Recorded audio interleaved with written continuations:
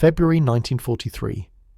The North Atlantic Ocean crashed against the steel hull of the transport ship as it carried hundreds of German prisoners toward an unknown destination. Wehrmacht Corporal Hans Müller sat in the dark cargo hold with 347 other captured soldiers, their hands bound, their uniforms still caked with sand from the North African desert, where Allied forces had defeated them weeks earlier. The air smelled of salt water, diesel fuel, and unwashed bodies. Hans was 24 years old and had never expected to become a prisoner. He expected to die fighting. Back home in Germany, the war consumed everything. By early 1943, the Nazi regime had mobilized the entire nation for total war. Every factory produced weapons or supplies for the military. Every farm sent its food to soldiers at the front. German civilians received ration cards that provided only 2,400 calories each day, barely enough to survive. Meat appeared once or twice weekly if families were lucky. Real coffee had vanished years ago, replaced by roasted grain that tasted like burnt dirt. Butter was a distant memory. Women stood in line for hours hoping to buy bread made with sawdust mixed into the flour to make it stretch further. The Nazi propaganda filled every radio broadcast and newspaper.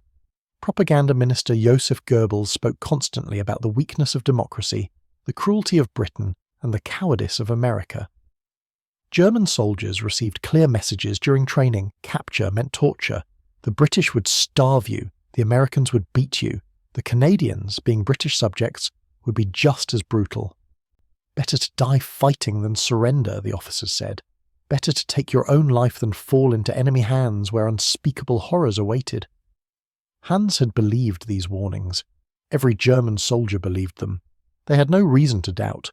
The Reich controlled all information. No contradicting voices existed. No alternative perspectives filtered through. The government told them democracy made nations soft and weak, that free people could not match the strength and discipline of the Third Reich. They said the Allies fought without honour, without mercy, without basic human decency.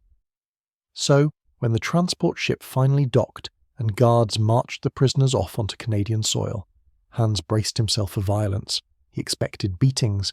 He expected starvation rations. He expected to be worked to death in some frozen labour camp. Instead, military trucks with working heaters drove them 2 hours north to a place called Bowmanville, Ontario. The trucks had cushioned seats. The guards did not strike anyone.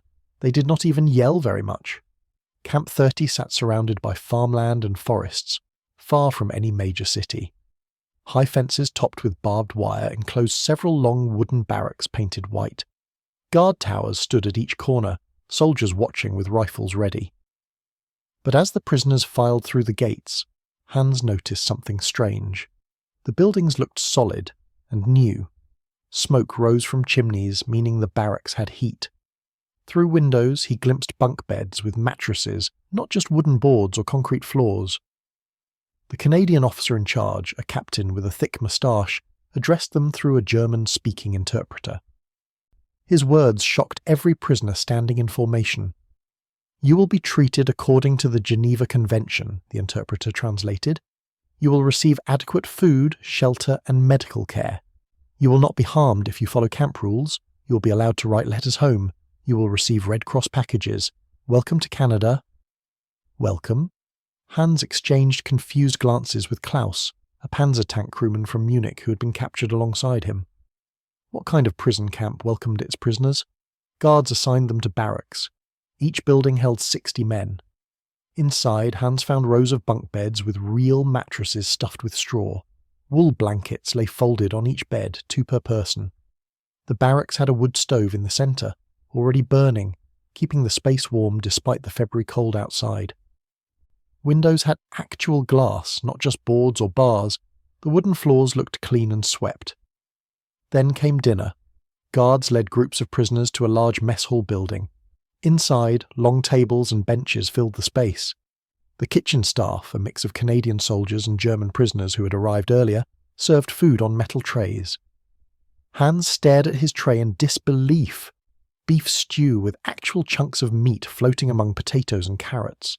2 thick slices of white bread. Real butter, not margarine. A cup of coffee that smelled genuine, not the fake grain substitute he had drunk for 3 years. Klaus sat beside him, holding his spoon but not eating, just staring. "This is a trick," he whispered. "They fatten us up before something terrible happens."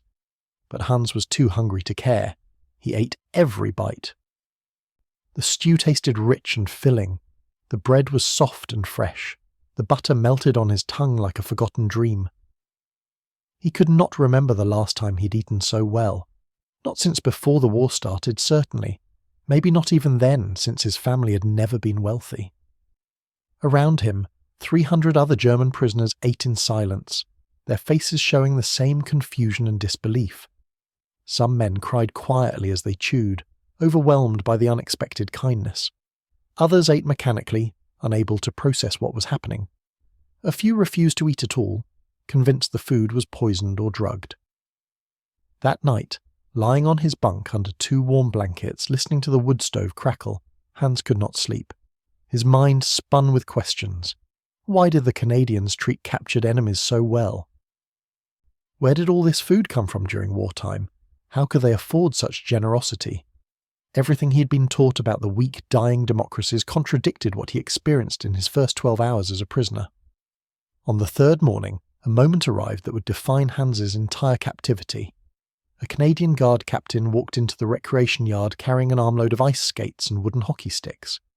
The equipment looked worn but functional, the leather skates cracked from use, the sticks taped at the handles. Behind him, 2 more guards dragged a wooden box filled with pucks and extra gear.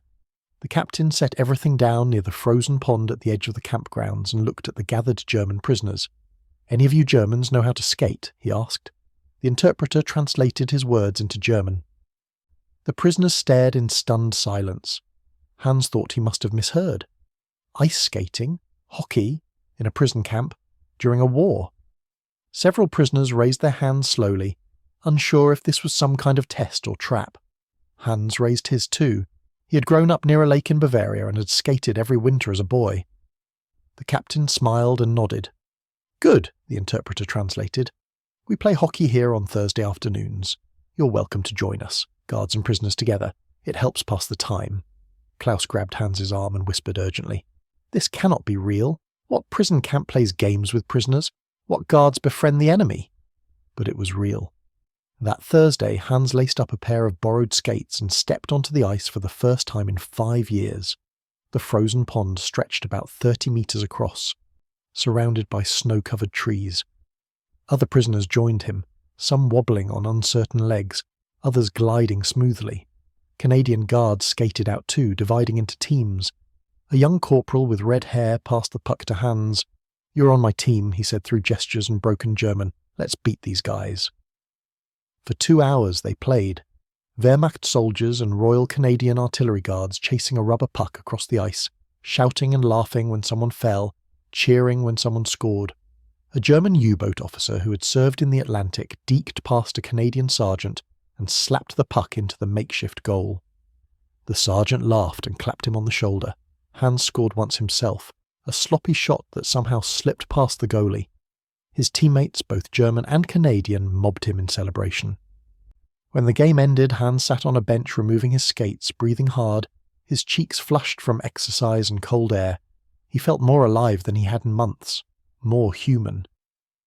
The Canadian corporal sat beside him, unlacing his own skates. "Good game," the guard said in English, giving a thumbs up. Hans nodded, unable to speak, his throat tight with emotions he could not name.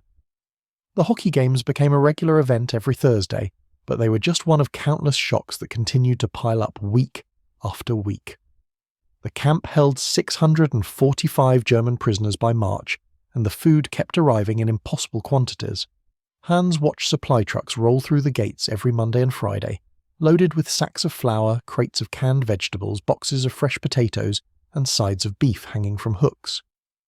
The kitchen, which was run entirely by German prisoners under loose Canadian supervision, operated with an efficiency that Germany itself had not seen since before the war started. Hans volunteered to work in the kitchen during his 2nd week, curious to see exactly how much food the camp received. The numbers stunned him. Each prisoner received approximately 3,200 calories per day. 3,200. German soldiers fighting at the front received about 3,000. Civilians back home received only 2,400, and that was on paper. In reality, rations often ran short and people made do with less. Breakfast at Camp 30 included porridge with real milk, scrambled eggs twice a week, toast with butter or jam, and coffee or tea. Lunch brought soup with bread and sometimes cheese.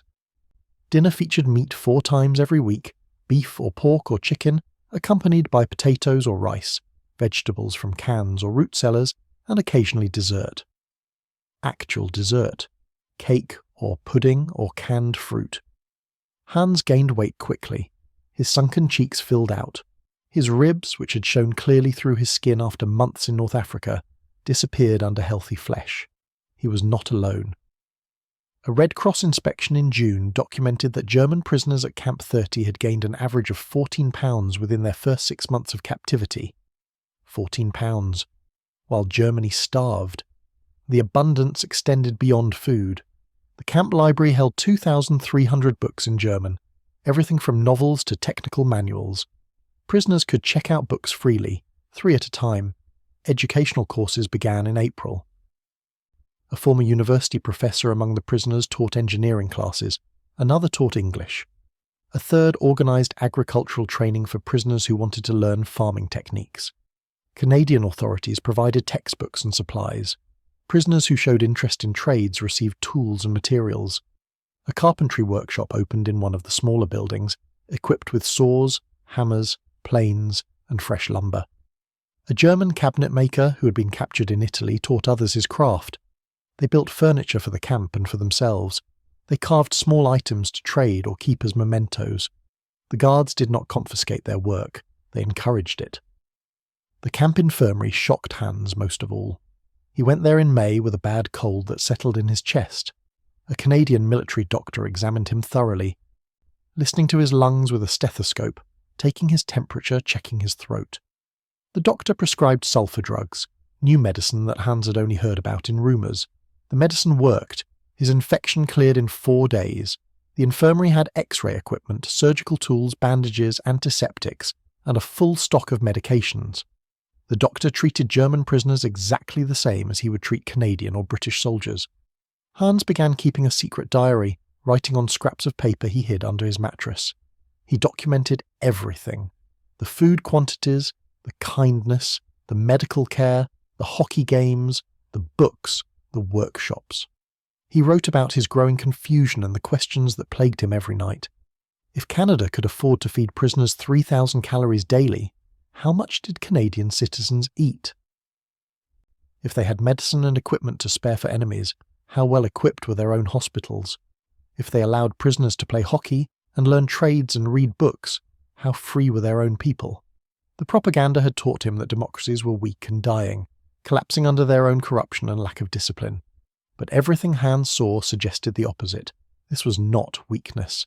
This was strength so overwhelming that Canada could afford generosity even during wartime. This was wealth so vast that feeding prisoners well barely made a dent in their resources. This was confidence so deep that guards could play hockey with enemy soldiers without fear. Christmas Eve 1943 arrived with heavy snow falling across Camp 30. Hans woke before dawn to the sound of wind howling around the barracks and the familiar crackle of the wood stove keeping the building warm. He had been a prisoner for 10 months now. 10 months that had slowly, steadily dismantled everything he thought he knew about the world, about his enemies, about his own country. But he still clung to fragments of his old beliefs, still told himself that somehow the propaganda contained grains of truth, that Germany was fighting for something righteous even if the methods were harsh. Christmas would shatter those final fragments completely. 2 weeks earlier, the camp commander, a Canadian major with grey hair and a kind face, had made an announcement through the interpreters. The prisoners would be allowed to celebrate Christmas properly. They could decorate the mess hall. They could organise entertainment.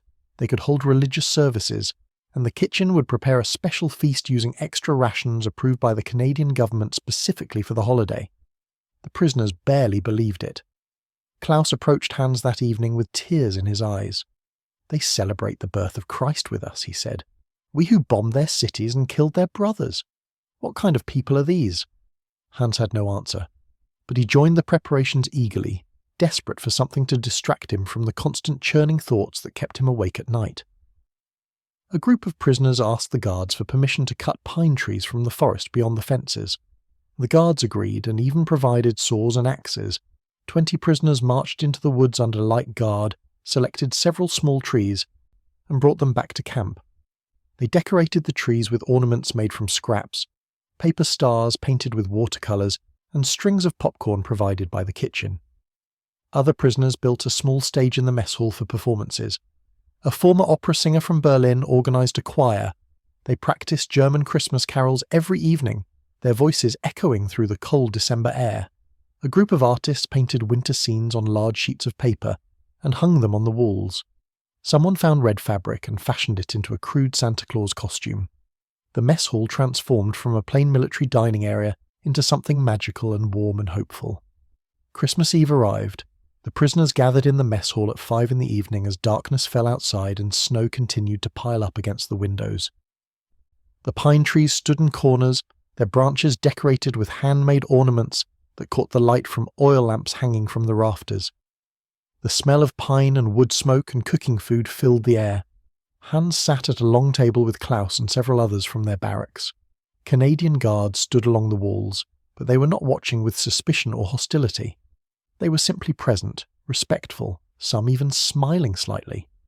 The choir performed first, 30 German prisoners standing on the small stage singing Stille Nacht in 4-part harmony. Their voices rose pure and clear, filling the hall with a beauty that made Hans's chest ache. He thought of his mother and father back in Bavaria. Were they still alive? Had the Allied bombing raids reached his hometown? Were they huddled in a freezing basement right now, eating turnip soup if they were lucky, listening to air raid sirens wail? Then came the feast. Kitchen workers brought out platters and bowls piled high with food that seemed impossible even after 10 months of abundance. Roasted turkey, golden brown and steaming, baked ham glazed with something sweet, mountains of mashed potatoes with rich gravy, carrots and green beans and beets, fresh baked bread rolls with real butter, and then, incredibly, dessert, apple pie, pumpkin pie, chocolate cake, real chocolate, not the ersatz substitute made from grain that Germans had choked down for years. Hans stared at his plate, unable to move, unable to think. The plate held more food than his entire family would see in a week back home, more food than a German soldier would receive in 3 days at the front. And this was given freely to prisoners, to enemies, to men who had tried to kill Canadian soldiers and British soldiers and American soldiers. Klaus sat beside him, fork in hand, not eating, just staring. "How?" he whispered. "How can they have so much? How can they afford this?" Around them, other prisoners were weeping openly as they ate. Some prayed quietly, thanking God for the meal. Others ate in silence, their faces showing a mixture of gratitude and shame and confusion. A few could not eat at all, too overwhelmed by the contrast between this moment and their memories of home. A Canadian guard sergeant stood nearby, a young man, perhaps 25 years old, watching the prisoners with an expression of quiet satisfaction. Hans caught his eye. The sergeant nodded slightly, a gesture of acknowledgement, of shared humanity across the divide of war. In that moment, something inside Hans broke apart completely. He understood with sudden, crushing clarity that the propaganda had been completely backwards. Germany was not fighting weak, dying democracies. Germany was fighting a civilization so strong, so wealthy, so confident in its own power that it could afford to treat its enemies with kindness. A nation that fed prisoners better than Germany fed its own soldiers was not losing the war. That nation had already won, even if the shooting continued for years. The outcome was inevitable because the foundations were so vastly different. Democracy had not made Canada weak, it had made Canada rich. Free people working for themselves, keeping the fruits of their own labour, choosing their own paths, had created abundance beyond anything Hans had imagined possible. Meanwhile, the Third Reich, with all its talk of strength and discipline and sacrifice, had created only scarcity and suffering and lies. After dinner, Hans walked outside into the falling snow. He needed air. He needed space to think. A guard followed at a distance but did not stop him. Hans stood in the yard looking up at the dark sky, snowflakes landing on his face and melting. He thought about the hockey games, the library books, the medical care, the carpentry workshop, the educational classes. He thought about gaining 14 pounds while his countrymen starved. He thought about guards who played sports with prisoners instead of beating them. That night he returned to his bunk and pulled out his hidden scraps of paper. By the dim light of a small candle, he wrote words that would have gotten him executed if German authorities ever read them. They treat us like humans because they have so much they can afford humanity. We were told democracy made nations soft. Instead, it made them wealthy and confident enough to play hockey with men who tried to kill their brothers. This is not weakness. This is power we never understood. This is strength we cannot match. He wrote about the Christmas feast and what it meant. My family eats turnips if they are lucky. German soldiers at the front receive black bread and thin soup. Meanwhile, Canada roasts turkeys for German prisoners and serves us chocolate cake. This is not generosity born of foolishness. This is generosity born of such overwhelming strength that they do not fear us at all. They pity us, and they are right to pity us because we never had a chance. We were always going to lose this war because you cannot defeat a nation that has so much it can give away abundance and still have plenty left. Klaus found him writing and sat on the edge of the bunk. "You see it too now," he said quietly, "what this all means." Hans nodded. We fought for the wrong side. Or perhaps there was no right side for us. But we definitely fought for the losing side, and not just because of tanks or planes. We lost because our whole system was built on lies and scarcity, while theirs was built on truth and abundance. They sat together in silence as snow fell outside and other prisoners slept around them, full of turkey and pie, warm under wool blankets in a prison camp that treated them better than their own nation ever had. May 1946. The war had been over for a year. Hans stood on the deck of a repatriation transport ship as it approached the German coast, watching the shoreline emerge through morning fog. 3 years had passed since his capture in North Africa. 3 years spent in Camp 30, playing hockey with Canadian guards, gaining weight on abundant food, reading books in a warm library, learning carpentry in a well-equipped workshop. 3 years that had completely transformed how he understood the world and his place in it. The other prisoners crowded around him at the rail, all of them silent as they stared at their homeland. Most had not received mail from their families in over a year. Communication had broken down as Germany collapsed in the final months of the war.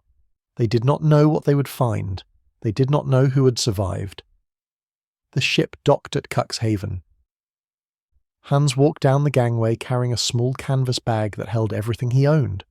His old Wehrmacht uniform, cleaned and mended. A few books from the camp library that the Canadians had let him keep. Some letters from his parents, the last ones that had gotten through in 1944.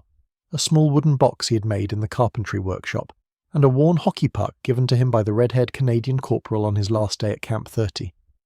The corporal had pressed the puck into Hans's hand and said through an interpreter, "Remember that enemies can become friends.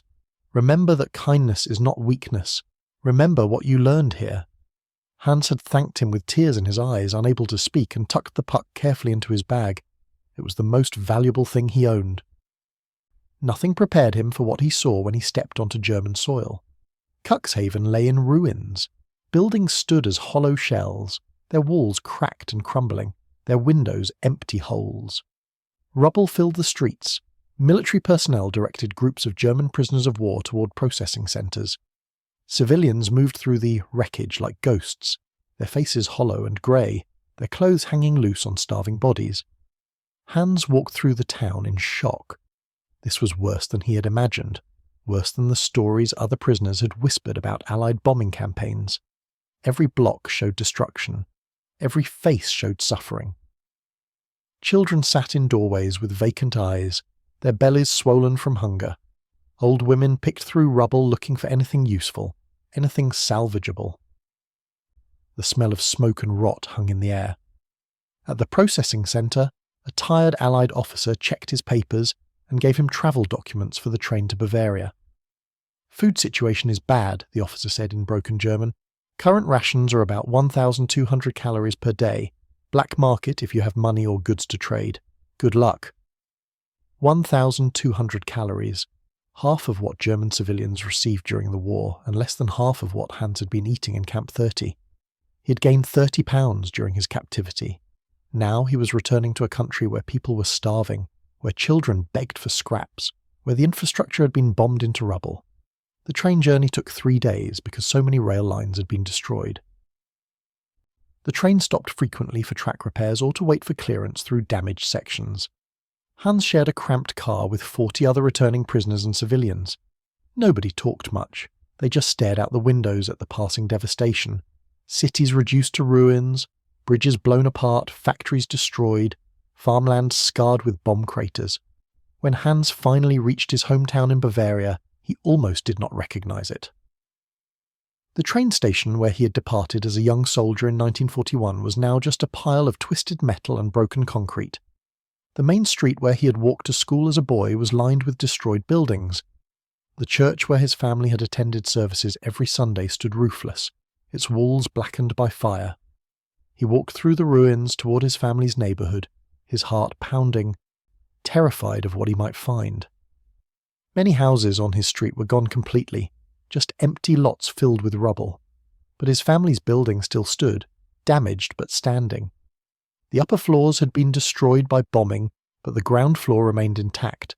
Hans knocked on the door, barely breathing. After a long moment it opened.